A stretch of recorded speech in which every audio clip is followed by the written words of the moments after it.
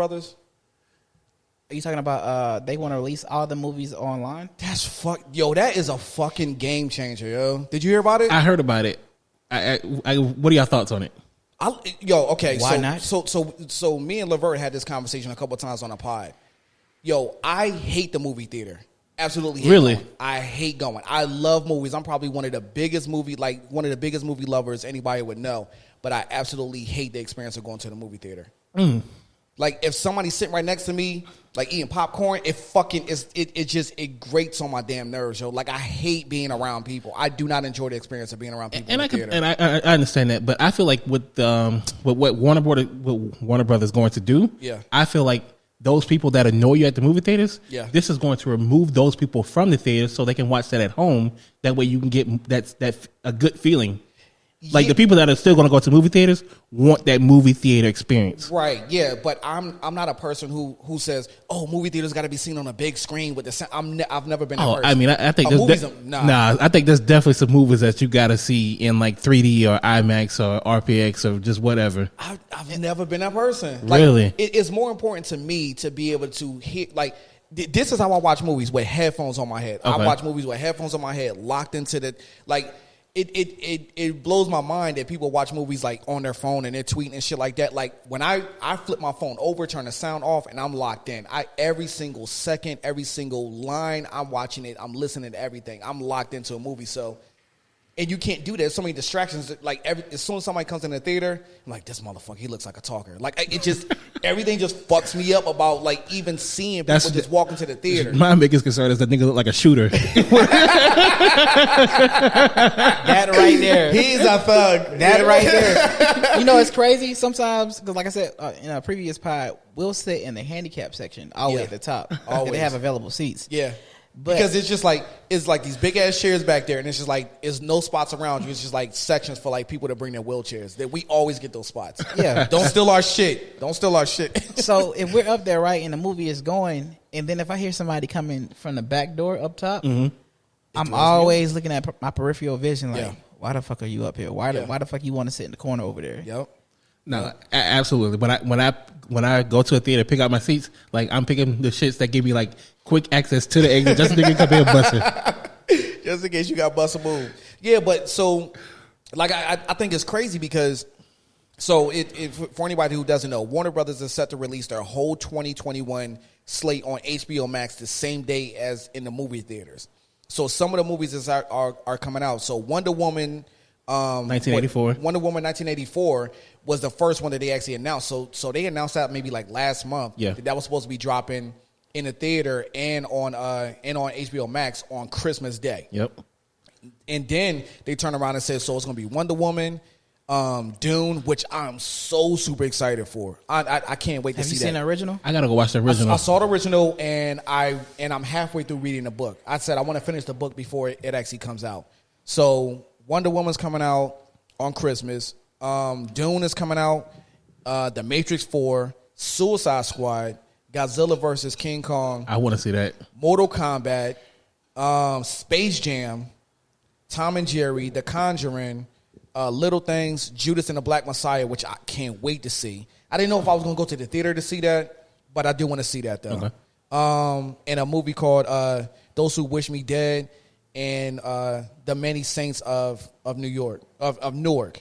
So it's a couple movies I don't know, but it's just like, shit, there's already like 4 movies that I want to see. I wasn't going to go see Suicide Squad in the theater, but I'm definitely going to see it now, though. Okay.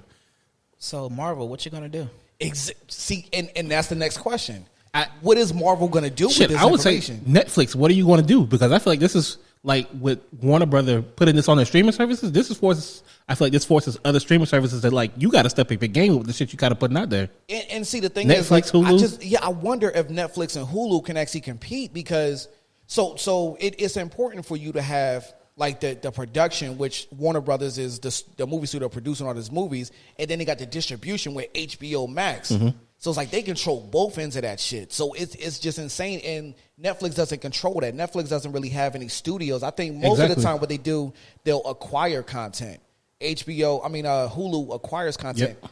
Now, what about for the Netflix originals though? See, I don't know if they actually have. I know sometimes they'll say Netflix Studios or whatever, but I don't know if that's actually a true definition. Like, are they actually producing content, or do they mostly acquire content? Like, we could actually produce a movie and sell it to Netflix. They would say this is a Netflix original only because it's never been on any other platforms before. Okay. I don't know if they actually truly have a Netflix studio somewhere. Yeah, like which means they only control distribution. They're on the distribution side, but not the production side. Yeah. But Marvel Studios on the other end, they actually produce content.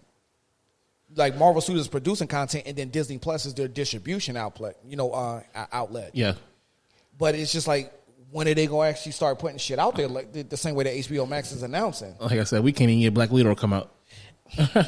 Yeah, because they're still announcing that's coming out in May. I think May of 2021. Who knows? If man. The thing is, they're probably gonna lose money regardless, dealing with this whole pandemic. And situation. They might as well just bite the bullet and just take that L. Everybody taking L's. Like, you're not gonna avoid this L. Now, do y'all think this is a sustainable business model though? Because I'm just wondering about that. I mean, I'm interested to see it, I guess, from the theater aspect, because, like, I mean, people let us say like theaters are dying, but with Warner Brothers, if the movie drops on the streaming service, but it's also in theaters, is Warner Brothers also going to require the theaters to send them the same percentage of the movie ticket sales? It might have been a percentage thing. It might have been a percentage of their sales or whatever. Because I know, like, I feel like the movie studios kind of want to hedge their bets. They want to have it both ways, because movie theaters are a huge distribution platform for them. Yeah. And they don't want to lose that. So I don't know. Like, I think what Warner Brothers is doing is just like, they want to still put it in the theaters, but they're killing the theaters with this stuff. Because especially during a pandemic, if anybody has an option of staying home and being safe, exactly, they're going to stay home and be safe. Yeah. When you really look at it, like, the movie theaters, it's kind of like the newspapers.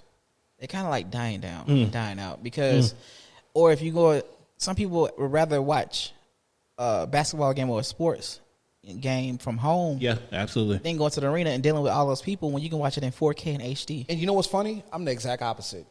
I don't watch sports, but if y'all said, yo, there's a basketball game, do you want to go? Hell yeah. Even right now, I'd go. Like, I don't really watch sports on TV. It just doesn't. But having that energy and that excitement and having a crowd, that shit would get me into the game better than sitting at home and watching it on TV. Nah, because if you have your own liquor and shit and your own snacks. That's true. That's true. That's true. That, like, the only way I'm going to a sporting event is if I'm, that same convenience that I get at home, like, where I feel like I'm courtside or front row. That's true. That's the only way I'm going to a sporting event. Other than that, I'm keeping my ass at home. Exactly. I ain't sitting in no 200, 300 section.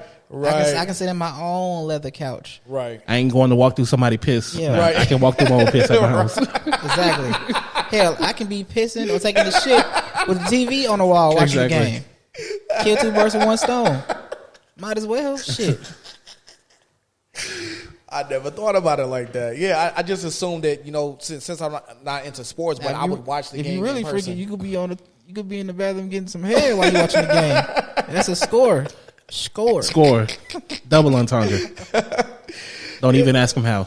Going all the way. All the way.